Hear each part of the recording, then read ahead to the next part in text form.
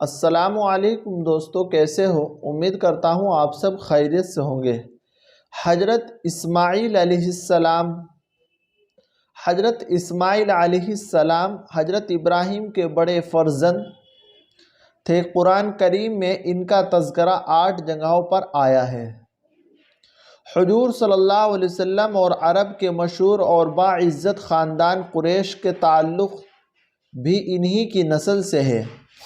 پیدائش کے بعد حضرت ابراہیم علیہ السلام اللہ تعالیٰ کے حکم کے مطابق ان کے والد کے ساتھ بیت اللہ کے قریب چٹیل میدان میں چھوڑ کر چلے گئے تھے۔ جب کھانے پینے کا سامان ختم ہو گیا تو حضرت اسماعیل کی تربیت اور پرورش کے لیے اللہ تعالیٰ نے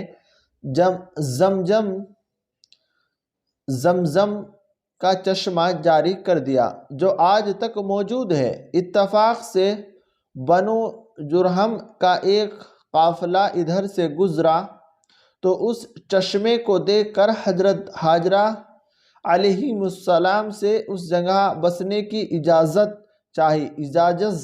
اجازت ملتے ہی بیت اللہ کے آس پاس ایک بستی آباد ہو گئی۔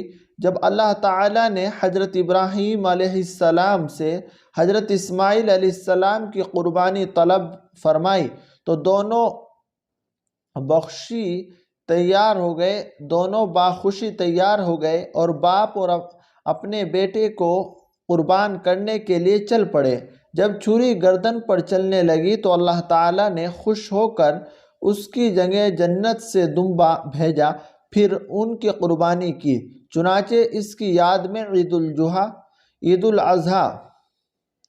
عید الاضحیٰ کے موقع پر جانوروں کی قربانی کا سلسلہ ہمیشہ کے لیے جاری کیا گیا۔ پھر قبلہ بنو جرہم میں حضرت اسماعیل علیہ السلام کی شادی ہوئی۔ حضرت اسماعیل علیہ السلام نے 137 سال کی عمر میں وفات پائی اور اپنے والد ماجدہ کے پہلو میں حرم شریف میں دفن ہوئے۔ عہد نامے کو کیڑے کے کھانے کا خبر دینا۔ جس وقت کفار قریش نے آپ صلی اللہ علیہ وسلم اور آپ صلی اللہ علیہ وسلم کے اصحاب رضی اللہ عنہما کا بائیکاٹ کر دیا تھا تو آپ صلی اللہ علیہ وسلم نے اس عہد نامے کے متعلق جس میں بائیکاٹ کی دفعات تھی یہ خبر دی کہ اس کیڑوں نے کھا لیا ہے اور اس میں صرف اللہ کے نام کو باقی چھوڑا ہے۔ لہٰذا یہ سن کر ابو طالب نے کفار اور قریش کو بطور چیلنج کے کہا کہ اگر میرے بھتیجے کی یہ بات غلط ہے تو میں ان کو تمہارے حوالے کر دوں گا۔ چنانچہ جب ان لوگوں نے اس عہد نامے کو دیکھا تو ویسا ہی پایا جیسا کہ خبر دی گئی تھی۔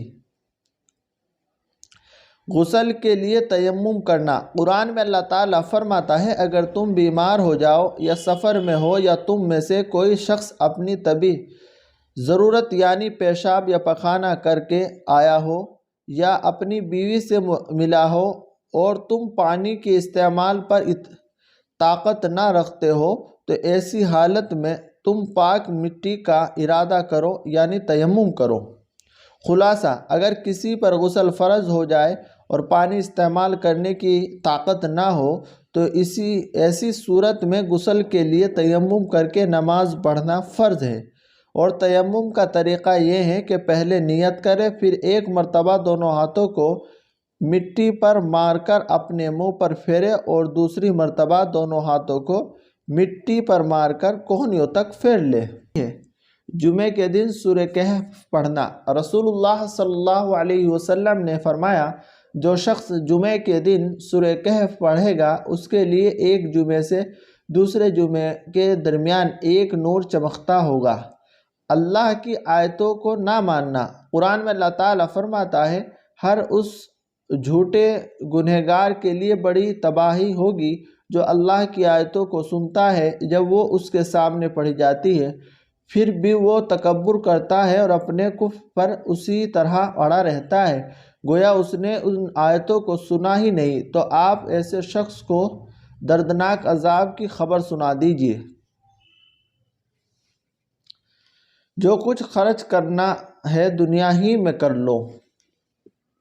قرآن میں اللہ تعالیٰ فرماتا ہے ہم نے تم کو جو کچھ دیا ہے اس میں خرچ کرو اس سے پہلے کہ تم میں سے کسی کو موت آ جائے اور پھر موت کو دیکھ کر کہنے لگے کہ اے میرے رب تو نے مجھے اور تھوڑے دنوں کی مہلت کیوں نہ دی تاکہ خوب خرچ کر کے نیک لوگوں میں شامل ہو جاؤ۔ جہنم کو قید کر کے پیش کیا جائے گا۔ رسول اللہ صلی اللہ علیہ وسلم نے فرمایا جہنم کو قیامت کے روز 70,000 لغاموں کے ساتھ لایا جائے گا اور ہر لغام کے ساتھ 70,000 فرشتے ہوں گے جو جہنم کو گھسیٹ کر لائیں گے۔ گائے کے دودھ کے فوائد۔ رسول اللہ صلی اللہ علیہ وسلم نے فرمایا گائے کا دودھ استعمال کیا کرو کیونکہ وہ ہر قسم کے پودوں کو چرتی ہے، اس لیے اس کے دودھ میں ہر بیماری سے شفا ہے۔ نبی صلی اللہ علیہ وسلم کی نصیحت۔ رسول اللہ صلی اللہ علیہ وسلم نے فرمایا اپنے مہمانوں کے ساتھ کھاؤ کیونکہ وہ تنہا کھانے میں شرم محسوس کرتا ہے۔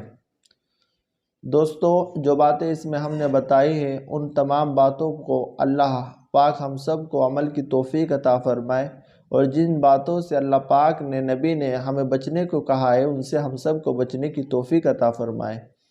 ہمارے یوٹیوب چینل اسلامک ٹیچر کو سبسکرائب کریں، بیل آئیکن کے بٹن کو ضرور دبائیں، لائک کریں، شیئر کریں۔ السلام علیکم۔